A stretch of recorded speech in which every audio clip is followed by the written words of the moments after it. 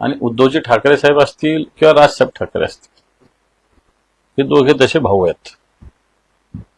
आणि या विषयाला भले महाराष्ट्र चर्चा करत असेल, काही नेते चर्चा करत असतील, काही प्रसार माध्यम चर्चा करत असतील, परंतु शेवटी भावाभावाचं नातं आहे हे तर सगळ्यांनी मान्य केलं पाहिजे. एक, राजकीय विषय स्वतंत्र आहेत हाही विषय वेगळा आहे. आणि आतापर्यंतची जर परिस्थिती बघितली तर सातत्यानं उद्धवजींना त्रास होईल अशीच भूमिका किंवा उद्धवजींची जी आमची संघटना आहे ही कशा पद्धतीनं हिला त्रास होईल अशाच पद्धतीनं राजसाहेबांनी वेगळ्या भूमिका घेतली. चला ठीक, राजकारणात या गोष्टी होत असतात, पण असं होऊ नये. जर या महाराष्ट्रासाठी जर मला वाटतं अशा सगळ्या शक्ती एकत्र आल्या तर या महाराष्ट्राला नकोय अशातला थोडी भाग आहे. आणि म्हणून मला असं वाटतं अशी भूमिका राजसाहेबांनी मांडली असती तर त्याचा उद्धवजी ठाकरे साहेब एक स्वयंपूर्ण नेते आहे, स्वतःचं निर्णय स्वतः घेणारे अशा प्रकारचं एक नेतृत्व आहे उद्धवजींचं. निश्चित याच्याविषयी व्यापक विचार मला वाटतं उद्धवजी ठाकरे साहेब करण्यास सक्षम आहे. तुमची काय भूमिका आहे व्यक्तिगत? नाही, मी पक्षाचा सैनिक आहे, त्यामुळे माझी भूमिका पक्षाच्या पुढे नसते. व्यक्तिगत मला काही जरी वाटत असलं, मला राग असेल, प्रेम असेल, दोन्ही गोष्टी असू शकतात, परंतु शेवटी मी संघटनेचा सैनिक आहे. त्यामुळे संघटनेची जी भूमिका किंवा पक्षप्रमुखाची जी भूमिका, पक्षप्रमुखांनी उद्या सांगितलं की इथं उडी मारायची तर तिथं उडी मारली पाहिजे, त्या भूमिकेचा मी शिवसैनिक आहे. तुम्हाला वाटतं का त्यांनी एकत्र यायला पाहिजे, महाराष्ट्राची गरज आहे असं वाटतंय? नाही, मला असं वाटतं की हे जे लांडगे लबाड लोक अशा पद्धतीनं लचके करत असताना, कारण हे शेवटी जे काही लोक आहेत यांचा उद्देश एकमेकात भांडणं लावणं असतो, मराठी माणसात भांडणं लावणं असतं, घराघरात भांडणं लावणं असतं, घरफोडीपणा करणं असतं. हे मला वाटतं या महाराष्ट्राने अनुभवलेलं आहे. मग वेगळ्या पद्धतीनं मग पवार साहेबांचं घर फोडणं असेल, शिवसेनेला फोडणं असेल, या सगळ्या गोष्टी, शिवसेनेतले माणसं फोडणं असतील, या सगळ्या गोष्टी जर बघितलं तर महाराष्ट्र फोडायचा म्हणजे इंग्रजांची जी नीती होती ती आताच्या सत्ताधाऱ्यांची नीती आहे, डिव्हाइड अँड रूल.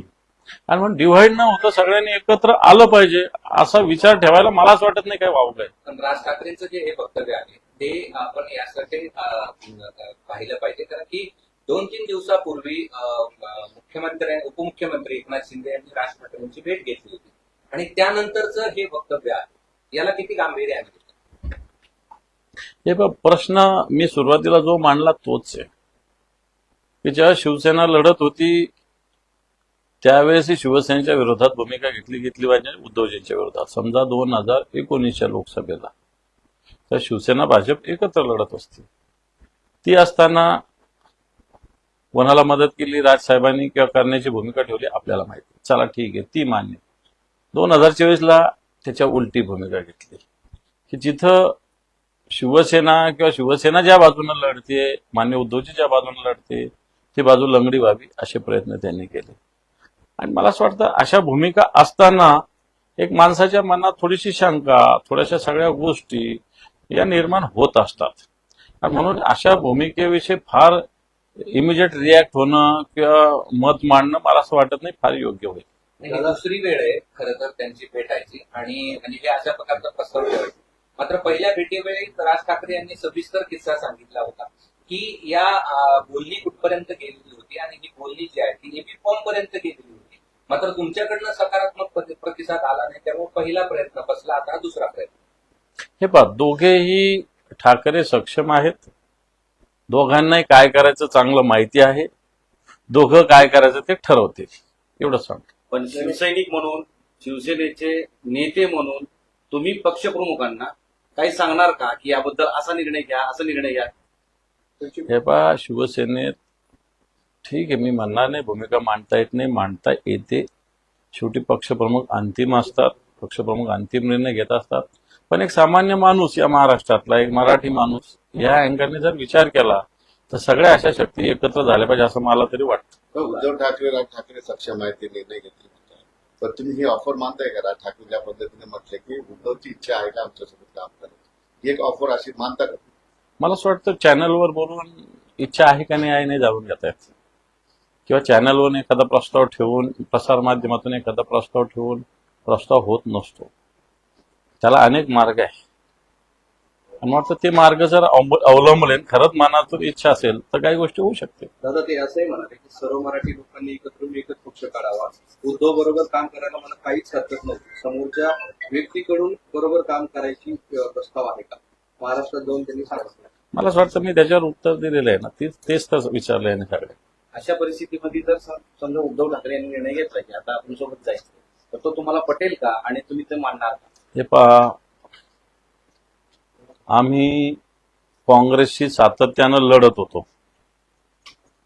ज्यावेळेसपासून राजकीय क्षेत्रात काम करायला सुरुवात केली त्यावेळेसपासून आमचा विरोधक काँग्रेस पक्ष होता. त्या काँग्रेसशी आम्ही पूर्ण जे काही असेल, मी म्हणत नाही माझं खूप लाईफ संपलेलं आहे, पण जे काही शिवसेनेने असेल किंवा माझ्यासारख्या कार्यकर्ते असेल, सातत्यानं काँग्रेसशी लढा दिला. याच काँग्रेसची आम्ही 2019ला आम्ही अलायन्स झाले ना, आमचे महाविकास आघाडी. आमच्या शिवसैनिकांनी मानलं ते. मला वाटतं असे कोणतेही निर्णय पक्षप्रमुख जे घेतील तर त्याला मान्यता देणं आमची शिवसैनिकाची भूमिका आहे, कर्तव्य आहे. आणि ते जे भूमिका घेतील त्याच्यासाठी प्राणपणानं लढणं हे सुद्धा आमची जबाबदारी आहे. तर ज्यावेळेस भूमिका घेतात ते सगळ्यांना बोलावून विचार विनिमय करतात, त्यावेळेस तुमची भूमिका काय असू शकते या? ते माननीय पक्षप्रमुख अशा भूमिका सगळ्यांशी चर्चा करून घेत असतात. मी सांगितलं ना, मी एक बाकी नेता म्हणून काय भूमिका असायची ती वेगळी असेल, पण या महाराष्ट्रातला एक सर्वसामान्य मराठी माणूस मला असं वाटतं की सगळ्यांनी एकत्र यायला काहीच हरकत नाही. चर्चा बऱ्याच वर्षांपासून येत असतात. होतात ना.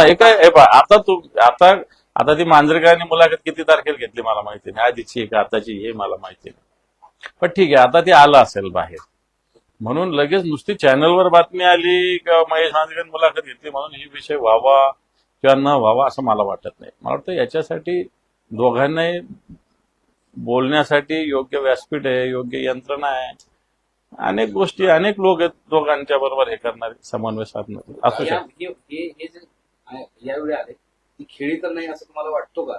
बघा, सरळ त्यांनी खरंच मुक्तहस्तपणे राज ठाकरेंनी उद्धव ठाकरेंकडे टाळी मागितले. मला वाटतं मी याविषयी बोललो की ज्याच्या वेळेस उद्धवजींनी एक पाऊल टाकण्याचा प्रयत्न केला, ते पाऊल अडवण्याचा प्रयत्न झालेला आहे ना.